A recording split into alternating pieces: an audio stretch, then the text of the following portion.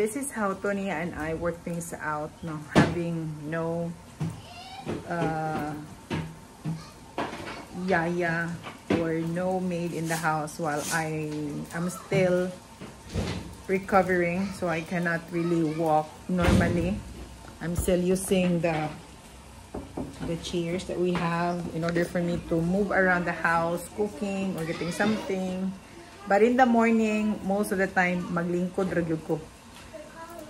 So the kids right now, I give them time to go out just right in front of our house, and I keep calling them just to make sure if they are still there. And I'm cooking dinner for us, I mean for Tony and for the kids. Well, Tony will be working around 5 p.m. How about we get... Okay, don't make it ilang nga. Hey, on man to, no playing of sands, please. Yuta.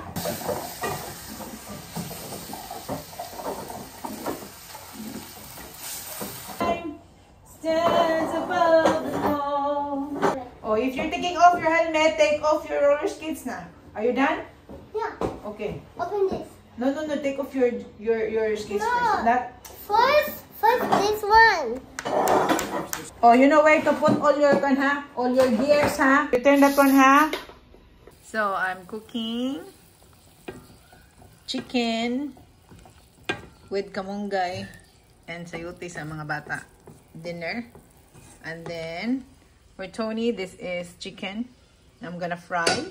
And then for me, that one, those baka na leftover. Noah, Victoria! Noah, Victoria! Awa na. Asa na yung mga bata, ah? Victoria? Noah! Inside? Yeah. That's me right now. Oh. Nasa taas? Where are you? Upstairs? Yeah.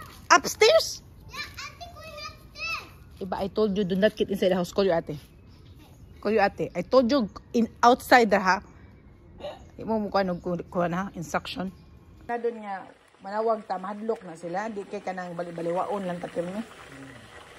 Not go inside other people's house. Okay. So where do you want to go now? The hand or the feet? Problem with you, you're disobeying. You're not obeying. Okay? So, 2 bunal each. Okay, about one. Oh, wait, No. Don't look fake. While the kids are still playing outside, I swept the floor and mopped the floor and did dishwashing. And after that, I guided the kids to clean the room to get ready for bedtime. Every night, this is your job. Move it, kay. Oh, I'll put it here. Oh, there. Oh, do it the same. There. Come on. Good. Okay, look for it on the other side. Yeah, that's right. Not yet. You clean this. Pick up this. The book. Yeah. Bring the broom. Bring the broom. Wait. Yes, Lee. Oh, there's a. Flush them properly, ha?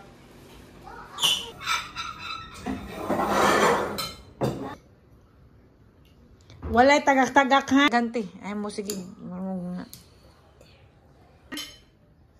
Make sure that tagay. Is that...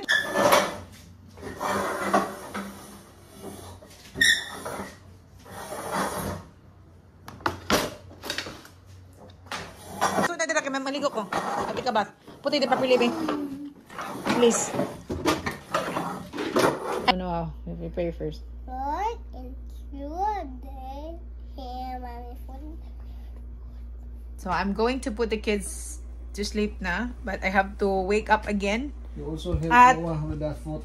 at 10 p.m. because I need to have antibiotics. One, you put... The kids are already sleeping, so they slept around 8:30, and I had to get up because I have a medication at 10 p.m. to take. So this is the first day that Tony and I were very strict in implementing that if our kids are not listening, if our kids are not obeying right away, we give them consequence.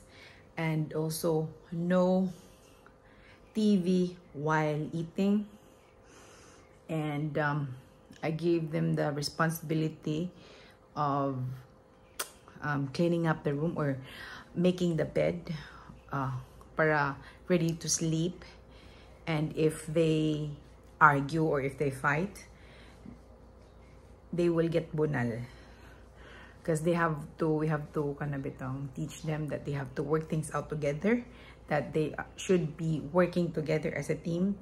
And if they won't work together, the two of them will get bunal.